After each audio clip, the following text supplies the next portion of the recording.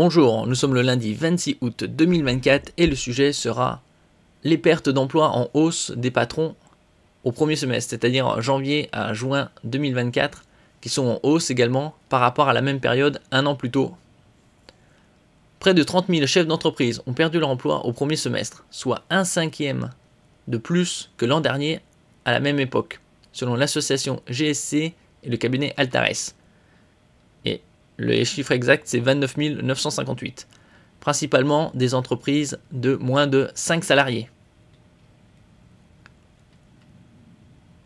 29 958 chefs d'entreprise ont perdu leur emploi sur les 6 premiers mois de l'année, soit une hausse de 18,4% sur un an, quasi un cinquième.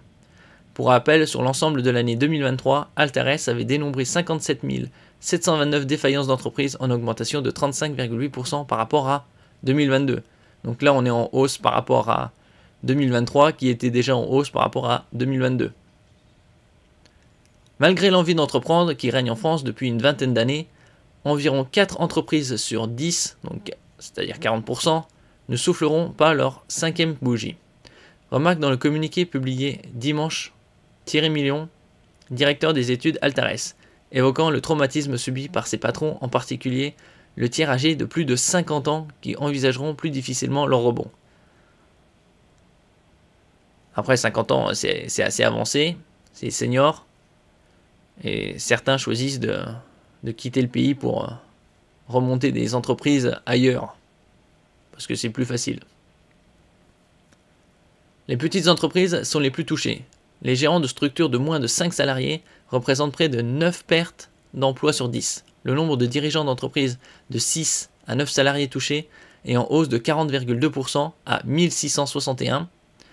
Celui des patrons de PME de 10 à 19 salariés augmente de 31,1% à 1378. Ces entreprises souffrent de structures financières insuffisantes qui les fragilisent, remarque l'étude. Les dirigeants de structures dont le chiffre d'affaires est inférieur à 500 000 euros représentent 76,5% des personnes touchées. Et là aussi, on a par tranche d'âge. Hausse des pertes d'emploi est similaire entre catégories d'âge. 15,8% pour les moins de 26 ans, 2,5% des personnes concernées, à 19,7% pour les 41-50 ans, soit 28,6%. L'âge médian des entrepreneurs concernés est de 45,8 ans, 46 quasi. Et donc c'est une hausse déjà par rapport à 2023 qui était déjà une hausse à 2022. C'est pas très bon signe. La crise de l'immobilier affecte la construction. Ça aussi, quand ils disent quand le bâtiment va, tout va. Et là, c'est pas le cas. La crise de l'immobilier affecte la construction. 7669 chefs d'entreprise ont perdu leur emploi au premier semestre, plus 34,2%. Le commerce a perdu 6456 dirigeants, plus 15%. Le transport et la logistique, 1296, plus 30,5%. Et le service aux entreprises, 3716, plus 18,2%. Les pertes d'emploi sont nombreuses dans l'hébergement, restauration, débit de boissons, 3734, mais avec une progression moindre, plus 7,6%. Ça reste tout de même une progression. Un quart des pertes d'emploi, 7215, plus 32%, sont en Île-de-France. Et pourtant, avec... les JO se sont passés entre le 26 juillet et le 8 septembre. Donc il y aura bientôt les Paralympiques dans 2 jours. Nouvelle-Aquitaine et Hauts-de-France sont les plus épargnés avec des hausses respectives de 9,5 et 6,6%. Bon, ils avaient aussi montré que le taux de remplissage des hôtels ainsi que les réservations des couverts sur la ville de Paris n'étaient pas atteints.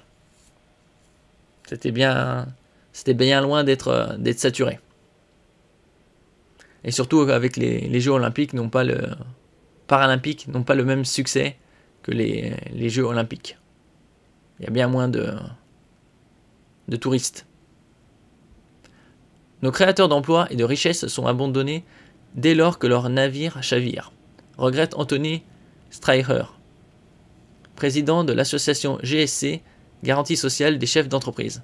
Une assurance chômage volontaire créée par les organisations patronales pour les travailleurs indépendants. Pour lui, cela doit être un sujet prioritaire pour le nouveau Premier ministre. Bon. Après, est-ce qu'il y aura un nouveau Premier ministre ou une nouvelle Première ministre? Nous verrons. Je dirais que c'est peu probable. C'est pas impossible, mais peu probable.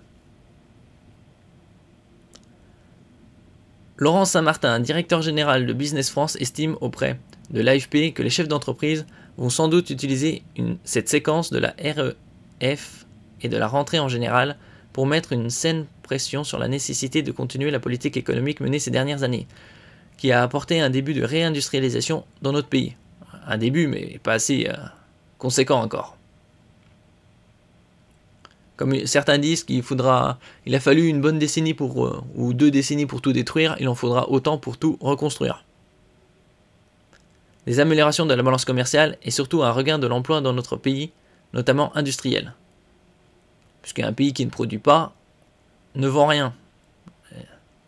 Faire un pays de service, c'est utopiste. Selon l'INSEE, le climat des affaires a rebondi en août, mais cela risque de ne pas être durable, estime Sylvain Merzinger, chef économiste d'Astares, en raison notamment de l'incertitude politique qui brouille les prévisions des agents économiques.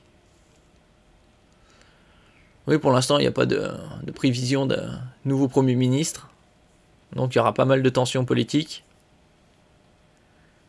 Et en ce qui concerne l'économie, ça ne va pas mieux.